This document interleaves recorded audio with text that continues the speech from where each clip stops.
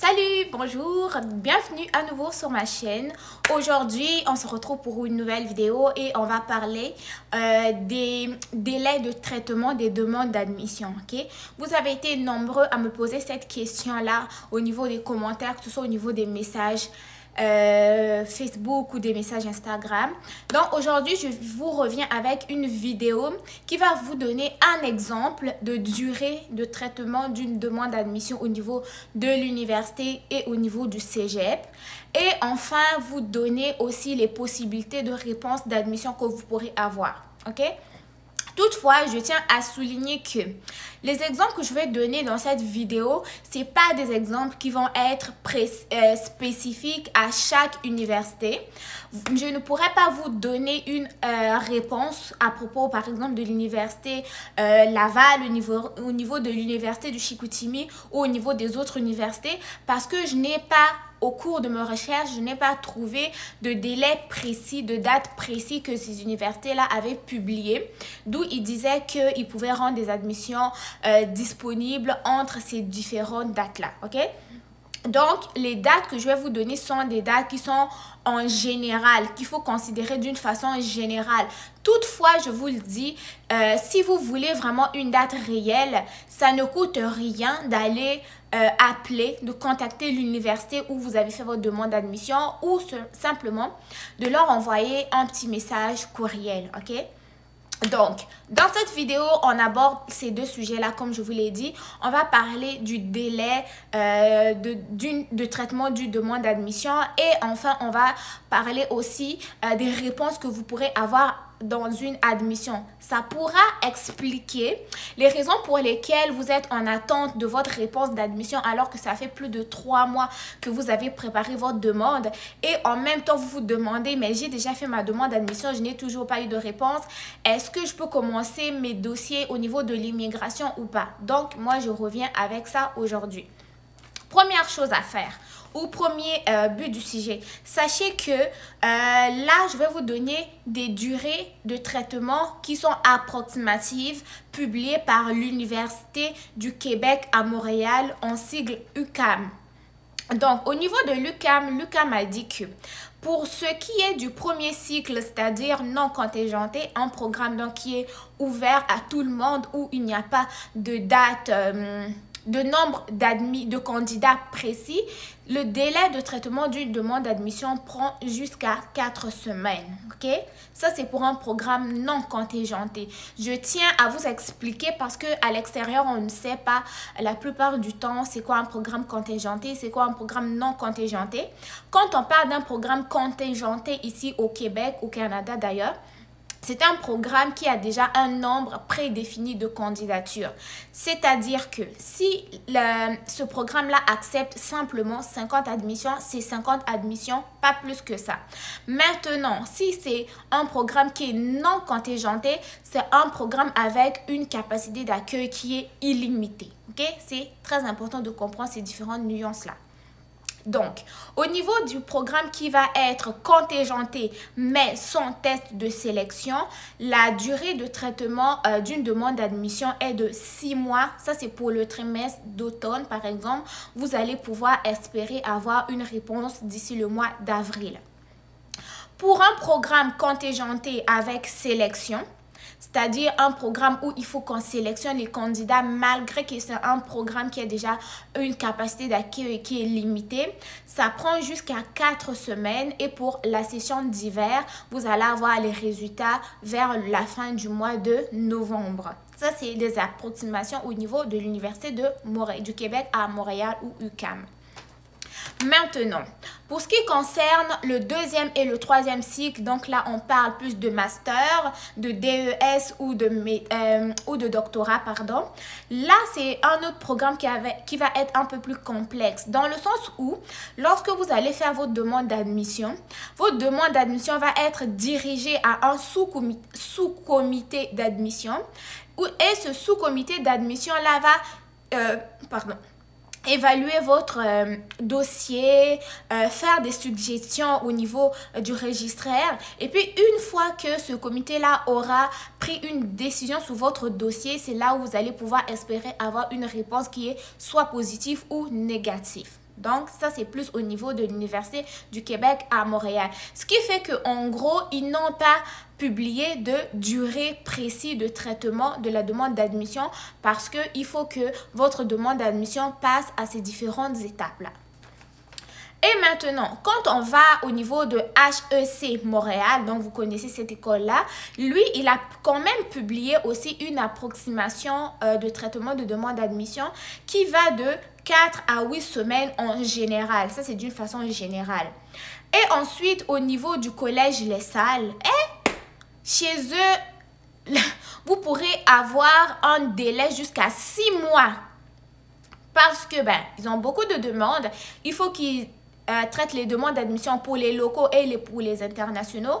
Donc, si vous voulez étudier au collège Les Salles, il faut que vous preniez très tôt parce que ils ont dit que eux, au niveau des étudiants internationaux, la demande d'admission pouvait être traitée jusqu'à 6 mois. Donc, vous pourrez attendre jusqu'à 6 mois pour pouvoir avoir une réponse. Donc, ça, j'ai donné un exemplaire de 3 écoles, soit l'Université du Québec à Montréal, HEC Montréal et le Collège Les Salles. Pour ce qui est de l'Université du Québec à Chicoutimi, l'Université Laval, l'Université de Sherbrooke ou les autres universités, je n'ai pas pu, lors de mes recherches, trouver de date précise. Donc, c'est pas la peine de me reposer dans les commentaires combien de temps ça prend pour avoir une admission à Chicoutimi, combien de temps ça prend pour avoir une admission à, je sais pas, à l'Université Laval, combien de temps ça prend pour avoir une admission au niveau de l'Université de Sherbrooke, de Trois-Rivières, du Québec, en Abitibi-Témiscamingue ou de l'UQO, parce que je n'ai pas pu les trouver. Ce que vous pouvez faire si vous tenez à tout prix à intégrer une de ces universités-là, allez simplement demander des informations directement à la source, soit par courriel ou par appel. Nul autre que l'université en soi qui pourrait vous donner des informations plus précises afin donc de vous aider, ok, dans la, je sais pas, économiser votre temps en ce qui concerne la procédure, début des procédures d'immigration, carte, permis d'études et tout, ok. Donc, d'une façon générale, une fois de plus, l'admission va dépendre s'il est contingenté ou non contingenté et aussi à savoir est-ce que c'est un programme d'automne ou d'hiver et mon téléphone a vibré, j'ai eu peur. Donc, à savoir si c'est hiver ou automne. Mais dans tous les cas, c'est toujours très important de se prendre plus tôt. Par exemple, là, nous sommes au mois de décembre et la session d'hiver, par exemple, ici à Chicoutimi, va commencer le 6 janvier. Donc là, on voit très bien qu'il n'y a plus assez de temps pour pouvoir espérer commencer votre session en hiver. Non seulement si l'admission prend par exemple 4 semaines, ensuite de ça, il faut faire la demande du CAC, la demande du permis d'études. Et vous savez très bien que vous ne pouvez pas faire une demande de permis d'études alors que vous n'avez pas de testation d'admission de réussir. Donc en gros là vous pourrez peut-être commencer vos démarches pour le mois pour la session d'automne, ok. Ça, c'était vraiment plus au niveau de la durée des traitements des demandes d'admission. Maintenant, quand on arrive au niveau des différentes réponses que vous pourrez avoir après une demande d'admission, il y en a quand même. Premièrement, vous pourrez avoir une admission qui est définitive, c'est-à-dire que vous avez rempli tous les critères, tous les documents nécessaires, l'évaluation est complète. Là, c'est sûr, vous êtes admis, vous venez juste faire votre inscription et vous commencez vos cours. Soit vous pourrez avoir une admission qui va être conditionnelle.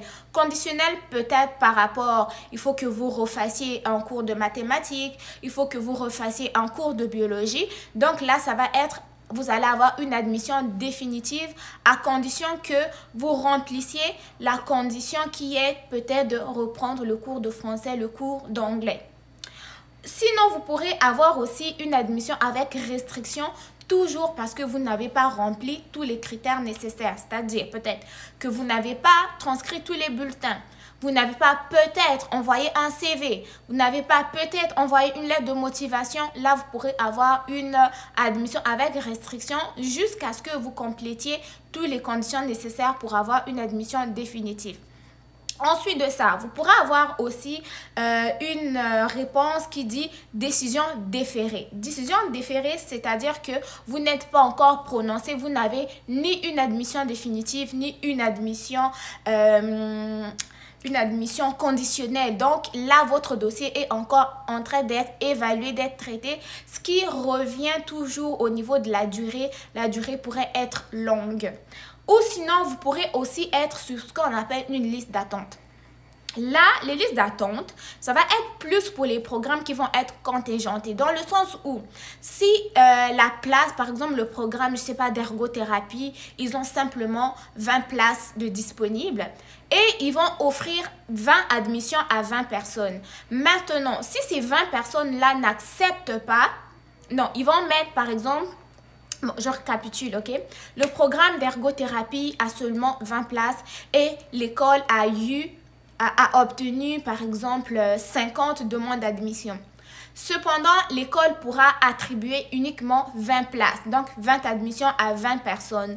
Cependant, si ces 20 personnes-là ne confirment pas leur acceptation de l'admission, c'est-à-dire qu'ils ont accepté l'admission, vous pourrez être sur la liste d'attente en attendant qu'il y ait quelqu'un qui se désiste et pour qu'on puisse vous mettre là, ok?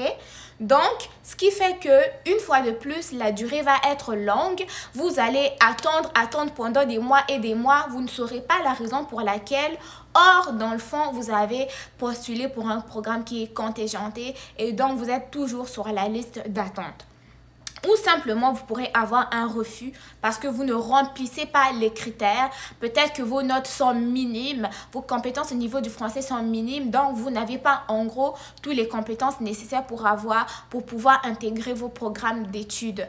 Toutefois, vous pourrez toujours faire des recours, ok? Des recours pour pouvoir, je sais pas, mais des recours pour, je sais pas, voir, vous justifier que vous méritez et tout en fournissant des pièces justificatives et autres, mais pourquoi pas tenter un autre programme qui vous conviendrait le plus? Et de surcroît, lorsqu'on vous donne un refus, il y a toujours des raisons qui vont être expliquées. On vous a refusé l'admission pour telle ou telle chose. Donc, en gros, c'est vraiment ça ce qui se cache au niveau de la durée des demandes de traitement, des demandes d'admission et les différentes réponses que vous pourrez avoir. Donc, les amis, ce que vous avez à faire, ok, c'est simplement faire attention lorsque vous faites une inscription, vous faites une demande d'admission dans un programme. Vérifiez, c'est très important de lire la description du programme, à savoir est-ce que c'est un programme qui est contingenté ou non contingenté afin de ne pas avoir des surprises lorsque on va attendre notre réponse d'admission. Donc, j'espère que ma vidéo vous aura plu, vous aura éclairci, vous aura été utile. Si tel est le cas, n'hésitez pas à me le dire dans les commentaires. Abonnez-vous sur ma chaîne pour m'encourager. D'ici là, on se retrouve pour une nouvelle vidéo. Portez-vous bien. Bye.